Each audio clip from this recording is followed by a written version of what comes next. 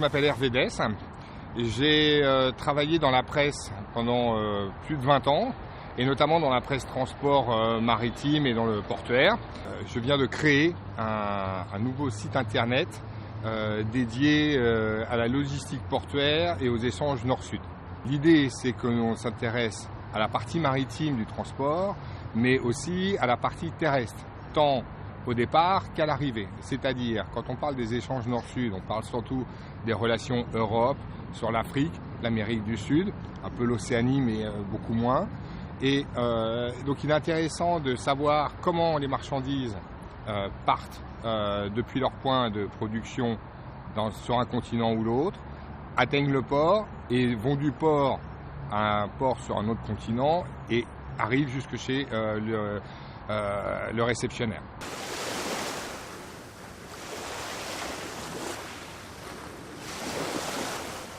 Et ce qui est intéressant, c'est qu'aujourd'hui, on s'aperçoit qu'il y a deux aspects importants. Le premier, c'est que les relations Est-Ouest, c'est-à-dire Europe, Asie avec Amérique, Europe-Amérique, Europe-Asie, si elles sont aujourd'hui les premières en matière de flux de transport, ce sont celles qui sont presque un peu saturées, qui font le jeu de tout le monde. Toute la difficulté du transport et de la logistique portuaire, elle se concentre bien entendu sur les zones nord-sud, c'est-à-dire au départ d'Europe, vers l'Afrique ou l'Amérique du Sud ou les Caraïbes, parce que c'est des navires qui ne sont pas les navires de la taille d'aujourd'hui, c'est-à-dire des navires avec 22 000 EVP conteneurs dessus, mais ce sont des navires plus petits, ce sont des navires avec des ports, ce sont des ports qui ont moins de capacité de traitement, qui arrivent à des standards internationaux, mais qui n'y sont peut-être pas toujours tous. Et surtout, ce sont des dessertes intérieures qui sont beaucoup plus compliquées. Prenons l'exemple en Afrique, rejoindre les pays enclavés, sans littoral, c'est-à-dire le Niger par exemple en Afrique de l'Ouest, le Tchad, ou sur la côte Est, le Rwanda ou le Malawi. La difficulté n'est pas tellement d'aller depuis Le Havre, Anvers, Rotterdam ou Felixstowe jusque ce port. La problématique, elle est surtout comment aller depuis un port de la côte est africaine jusqu'au Burundi, jusqu'au Rwanda, et de desservir Kigali, est-ce qu'on fait par ferroviaire, par train et dans quelles conditions. Et ce qui est intéressant, c'est que sur ces flux nord-sud, certes on parle beaucoup de conteneurs, mais il y a énormément de produits en vrac. C'est-à-dire que tant du côté nord-sud, du nord vers le sud, on exporte des céréales, on va exporter un certain nombre de produits en vrac, mais du sud, on va ramener vers le nord des marchandises comme des minerais, tout ce qui est marchandises minières. Par exemple,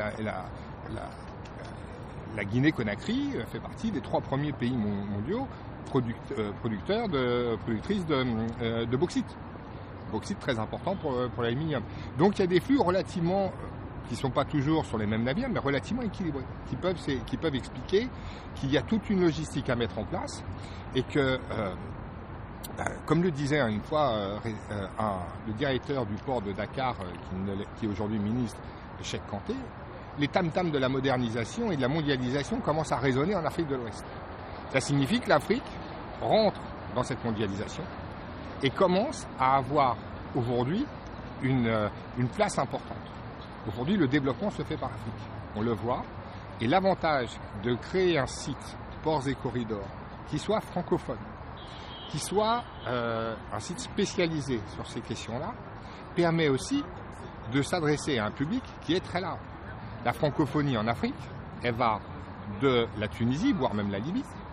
Et si on suit les côtes, elle descend jusqu'au Cameroun, au Gabon, voire en Angola. Et sur la côte est africaine, un certain nombre de pays parlent français. Et quand on va en Amérique du Sud, on s'aperçoit qu'au Chili, au Pérou, les Caraïbes, la francophonie y est représentée. Donc ça donne une